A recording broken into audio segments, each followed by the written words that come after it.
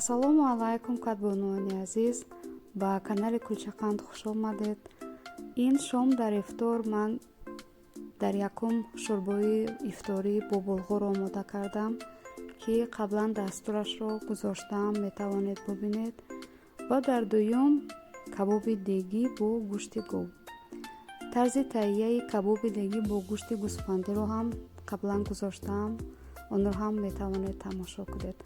умедворам писандатон меояд. ташаккур ки бо ман ҳастед.